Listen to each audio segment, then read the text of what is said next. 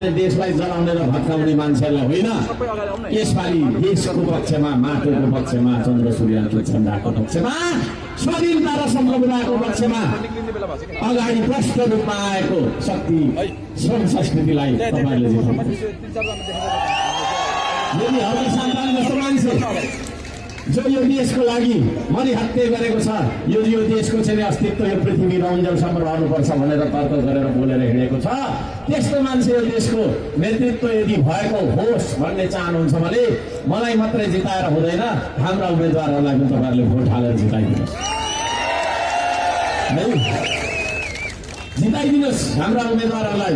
त्यस पछाडि हामी तपाईको चाहिँ यो देशलाई बचाउने र बनाउने अभियानमा तपाईको चाहिँ सारा युवालाई राजनीतिक गुण्डा बनाएर हिँडाएर नै मान्छेहरूले होइन युवालाई जहाँ भाइ त्यहाँ गएर त्यसलाई कुट्नलाई केही गर्दिनँ, पुलिसले पक्र्यो भने म छुट्याइहाल्छु भन्छ। अनि हाम्रो भाइ भतिजा होइन कुट्नु थाल्छ मान्छेलाई, भोलि काट्नु थाल्छ, पछि मार्छ, अनि मारेपछि चाहिँ फेरि जेल जान्छ।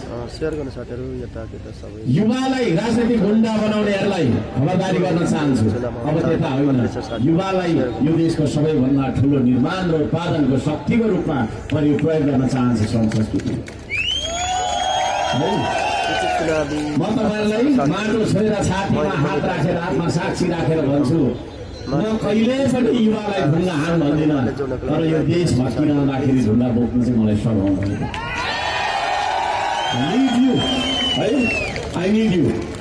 तपाईहरुको लागि म यही भन्न चाहन्छु, देश बनाउने अभियानमा हामी छौँ, हामीलाई सघाउनुहोस्।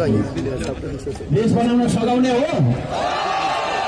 यदि देश बनाउन सघाउने हो भने यसपालि फागुन 21 गते हुँदै गरेको चुनाव चिन्ह माटोमा, अञ्जुलीको माटोमा 2 वटा आउँछ प्रत्यक्ष समानुपातिक। एक छापमा एउटामा हाल्ने र मैले काठमाडौँमा भनिरहनु पर्दैन, तर मिडिया मार्फत गाउँघरमा सुन्नुहुनेहरूलाई भनिरहेको छु, स्थानीय तहको जस्तो 4-5 वटा हाल्नुपर्ने हो कि के पर्ने हो कि भनेर पनि घर दैलो गर्दाखेरि थुप्रैले सोध्नुहुन्छ। त्यसो भएको कारणले मैले भनिरहेको छु, प्रत्यक्ष र समानुपातिक दुवैतर्फ चुनाव चिन्ह अञ्जुलीको माटो खोजेर माथिबाट नहेर्नु, लोधोरे चिन्हहरू देखिन्छ, तलबाट हेर्नु, किनभने माटो भनेको तपाईले देखिरहेको जमिन हो। हामी खाली माथितिर आकाशमा चन्द्रमामा के भयो, मङ्गल ग्रहमा को गयो है, रसियाले के गर्यो, नासाले के गर्यो, त्यो पनि बुझ्नुपर्छ। तर त्योभन्दा पहिला चाहिँ हाम्रो करेसा बारीमा टमाटर फलेको छ कि छैन, खोर्सानी फलेको छ कि छैन, त्यता हेर्ने हो। हावामा धान फलाउन सकेको छैन, मङ्गल ग्रहको कथा पढेर हुन्छ। यहाँहरू सबैजनालाई म यो भन्न चाहन्छु, अहिले थुप्रै छन् एआई